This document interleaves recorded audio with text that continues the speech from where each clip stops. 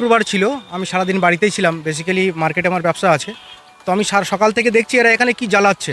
তো সকাল থেকে টোটাল জ্বলতে যখন রাত ৮টা অবধি ওরা কন্টিনিউ কিছু একটা জ্বালিয়ে যাচ্ছে। তো আমার একটা সন্দেহ হওয়ার পরে আমি জাস্ট যখন বিকেলে ঢুকলাম, ঢুকে এখানে টোটাল ২-৩ জনকে বললাম, এখানে দেখো তো কী তৈরি হচ্ছে, কিছু একটা বানাচ্ছে এরা।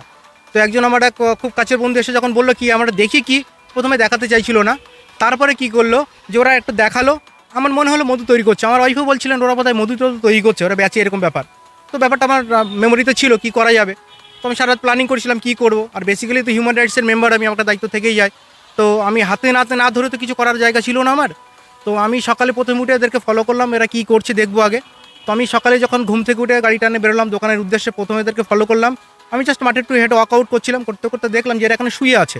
ইভেন ওই যে ড্রামগুলোর ভিতরে মধু, ওরা যেটা মধু বলছে অ্যাকচুয়ালি ডুপ্লিকেট, হানিকারক, স্বাস্থ্যহানিকারক একটা জিনিস, যেটা এখানে পুরোটাই ওপেন করা আছে। ইভেন এরা সব কটা শুয়ে আছে। সকাল হলো ৮টা, এরকম ৭টা ৫০ নাগাদ হবে। এরা এখান থেকে বেরোলো, ৫ জন একসাথে বেরিয়ে গেল।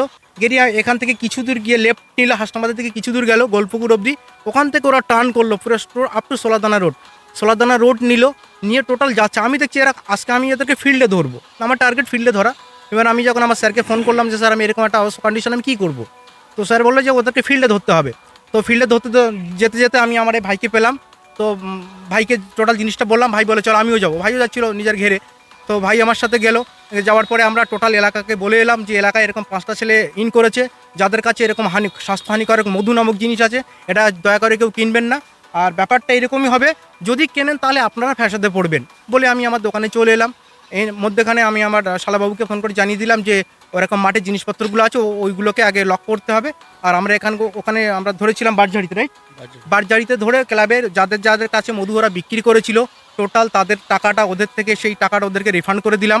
যে ভাই যে যা মধু কিনেছিলে তোমরা টাকাটা রিটার্ন নাও। এবং টোটাল মধুটা ওদেরকে বললাম যে ভাই তোমরা এখানে ড্রেনাইজ করে যাও, টোটালটাই ফেলে ওরা ওদেরকে দিয়ে ফেলিয়ে অ্যাকচুয়ালি মধু নয় স্যার, মধু অ্যাকচুয়ালি ওটা কী হচ্ছে দেখুন, মধু যেটা আমরা জানি মৌমাছি তৈরি করে, কিন্তু এটা খুব হাস্যকর জিনিস যে মানুষ মধু তৈরি করছে, এটা কী করে সম্ভব হয়।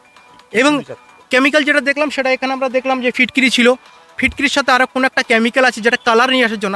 আমি সবাই জানি যে চিনি বা ফিটকিরি জ্বালালে কোনোদিন মধুর কালারটা আসতে পারে না, কিছু তো কেমিক্যাল মেশা আছে যেটা ওরা স্বীকারই করেনি আমাদের সামনে। যখন থানা নিয়ে গেছে, থানা ওদেরকে দিয়ে জেনে নেবে কী মেশাচ্ছে ওরা। অ্যাকচুয়ালি আমার যেটা মনে হয়েছে যে এরা শুধু আমাদের এলাকা নেই, ওরা তো আমার কাছাকাছি এরিয়ায় বিক্রি করছে না, কিন্তু যাদেরকে বিক্রি করছে তাদের বাড়িতে বাচ্চা কাচ্চা আছে। তো এটা স্বাস্থ্যহানিকর। এবং আমি এখানে 5 জনকে দেখলাম। আমার মনে হয় শুধু 5 জন নয়, অল ওভার ওয়েস্ট বেঙ্গল জুড়ে, সারা ভারতবর্ষ জুড়ে এদের একটা ক্রপটা টিম আছে। এবং